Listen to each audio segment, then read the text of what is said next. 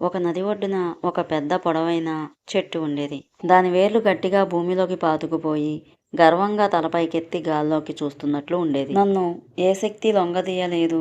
నేను ఏ చెట్టును చూడాలన్నా కిందికి వంగి చూడాల్సిందే అని అది చాలా గర్వంగా ఊహించుకునేది. అది తన దగ్గరలో ఉన్న చెట్లన్నింటినీ అవమానించేది. నదికి దగ్గరలో ఒక చిన్న మొక్క పెరిగింది.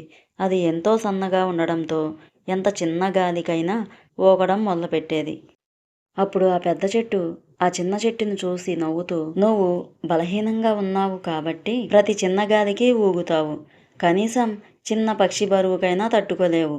నన్ను చూడు, ఏ తుఫాను నన్ను కదిలించలేదు అని అన్నది. అప్పుడు చిన్న మొక్క ఇలా అంటుంది, నువ్వు నా గురించి బాధపడకు.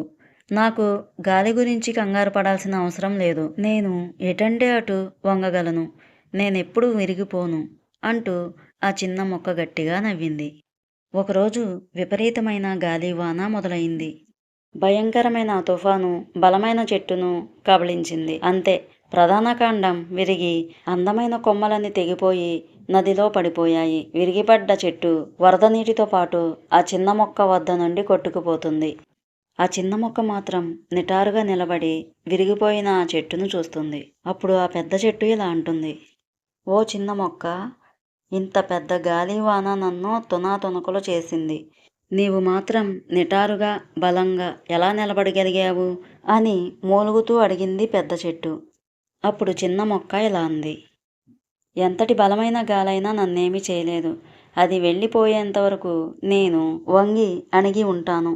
కానీ నీవు గర్వంతో విరవిగి నిటారుగా నిలబడ్డావు. ఎవరు గాలిని ఆపలేరు. అది దాని ఇష్టమొచ్చిన వైపు వీస్తూ ఉంటుంది. కానీ అది గర్వం లేకుండా అణిగిమణిగి ఉండేవాళ్లను ఏమీ చేయలేదు అని చెప్పింది చిన్న మొక్క. ఫ్రెండ్స్, ఇలాంటి మరిన్ని స్టోరీస్ కావాలంటే మన ఛానల్ని సబ్స్క్రైబ్ చేయండి, షేర్ చేయండి, లైక్ చేయండి. మరొక మంచి స్టోరీతో రేపు వచ్చేస్తాను. బాయ్.